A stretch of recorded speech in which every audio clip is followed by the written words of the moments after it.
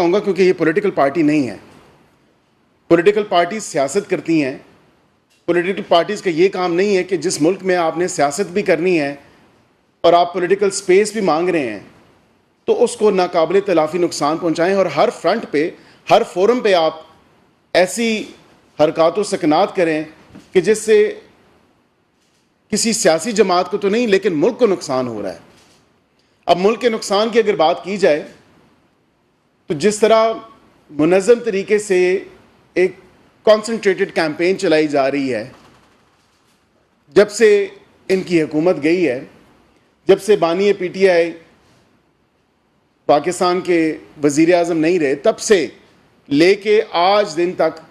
کوئی ایک دن ایسا خالی نہیں گیا جس میں پاکستان مخالف ایجنڈے پہ کام نہ کیا گیا ہو, جس میں پاکستان کو نقصان نہ پہنچایا گیا ہو, جس میں پاکستان کے خلاف زہر نہ اگلا گیا ہو, جس میں پاکستان کے دشمنوں کے ساتھ مل بیٹھنے کے مواقع کو بالکل پراپرلی استعمال کرتے ہوئے, خواہ وہ ہمارے ہمسایہ ممالک میں سے ہوں یا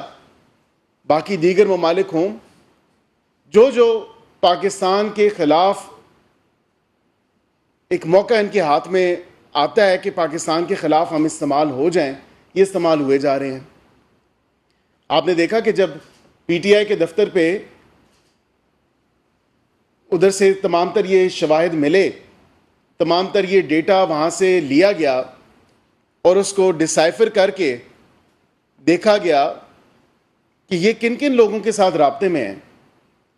اب وہ تمام تر لوگ کس ساتھ رابطے میں تھے. میں رؤف حسن صاحب کی بات کرتا ہوں, وہ انٹرنیشنل میڈیا کوآرڈینیٹر ہیں, اور آج معذرت کے ساتھ آپ تمام صحافی بھائی بیٹھے ہیں, میری بہن بھی بیٹھی ہے,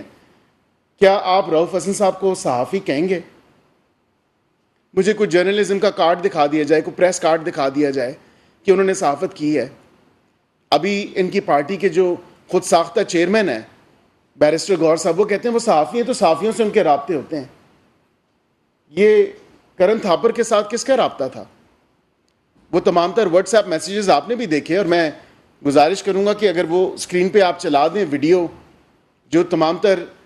ان کے وہ ایکسپٹ سے, وہ تمام تر جو واٹس ایپ میسیجز کی اسکرین شاٹس ہیں, پاکستان مخالف ایجنڈے پہ جس طرح کام کیا جا رہا ہے, مطلب معذرت کے ساتھ یہ کسی صحافی کا یہ کام نہیں ہے کہ اپنا اوپینین ایک دشمن ملک کے ساتھ آپ, اور جو پاکستان مخالف ایجنڈے پہ کام کر رہے ہیں, اور وہ صحافی وہاں پہ بھی, بیکاز آبویسلی ایک تمام چیز ہم دیکھتے ہیں کہ ایک بڑی نفرت پائی جاتی ہے. کچھ جو انٹرنیشنل صحافی ہیں پاکستان مخالف ایجنڈے پہ اور پاکستان کو کسی بھی قسم کا نقصان پہنچانے کے لیے وہ پیش ہوتے ہیں. میں کرن تھاپر کی اس لیے مثال آپ کو دے رہا ہوں کہ انہی کے ساتھ ان کے میسیجز تھے, جو میسیجز آپ نے بھی دیکھے, آپ کی بھی نظر سے گزرے ہوں گے, پاکستانی قوم اور عوام کی نظر سے بھی گزرے ہوں گے. تو پھر اس کے بعد یہ کوئی شائبہ نہیں رہ جاتا کہ ہم جو ہے اس میں ان کو کہیں کہ یہ صحافی ہیں یا کوئی یہ سیاسی جماعت ہیں. سیاسی جماعتیں تو یہ نہیں کرتی. ہاں, اگر آپ نے انٹرویو کرنا ہے, کیونکہ یہ بات تو انٹرویو سے شروع ہوئی, آپ نے بھی دیکھا کہ وہ شاہ محمود قریشی صاحب کا غالباً انٹرویو کی بات ہو رہی تھی, اس کے بعد اپنے اوپینینز بھی انہوں نے دینا شروع کر دیا اپنا. سو مچ سو کہ انہوں نے اپنا ہی اسپوک ہز مائنڈ افواج پاکستان کے بارے میں,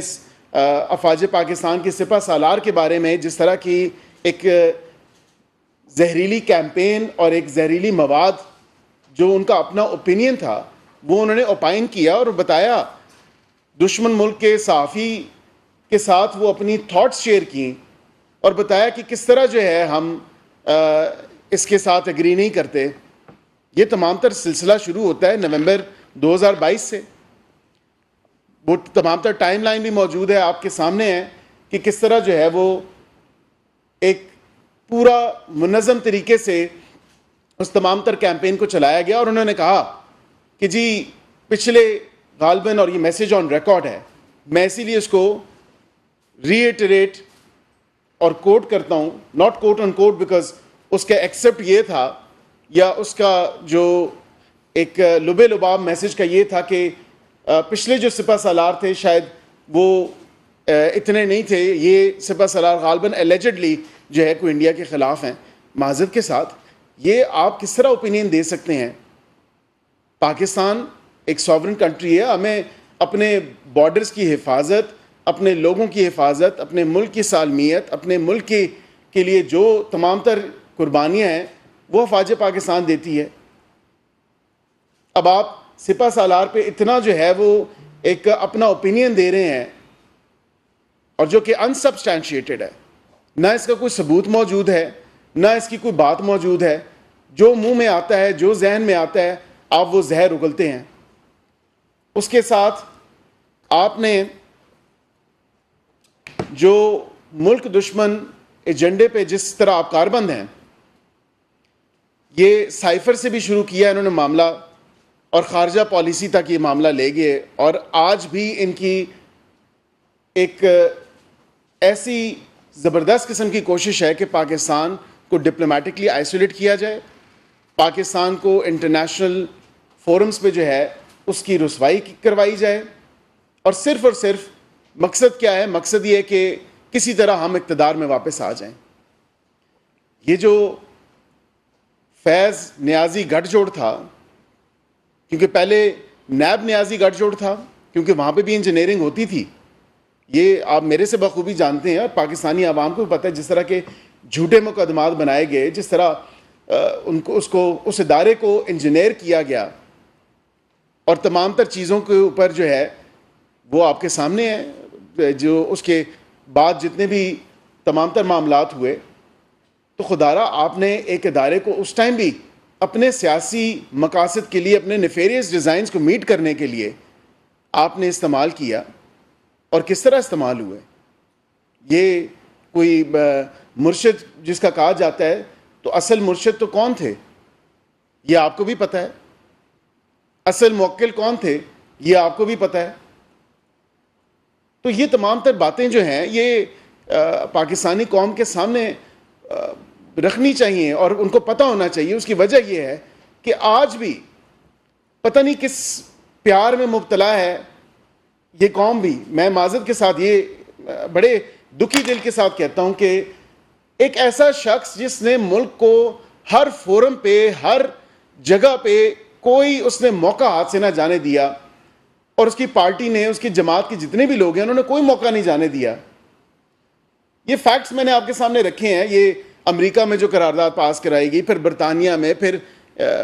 بھارتی جو ہے وہ صحافیوں کے ساتھ جس طرح کی گفتگو کی جا رہی ہے, یہ تمام تر وہ چیزیں ہیں جو آپ کے سامنے ہیں, اور پاکستانی قوم کی آنکھوں کے سامنے ہیں, عوام کے سامنے ہے. لیکن پھر بھی ایک ایسی بے لوث محبت ہے, اور ایسی ایک پیار کا یہ رشتہ ہے کہ اس کی میری تو سمجھ سے بالاتر ہے کہ کوئی شخص, دیکھیں آپ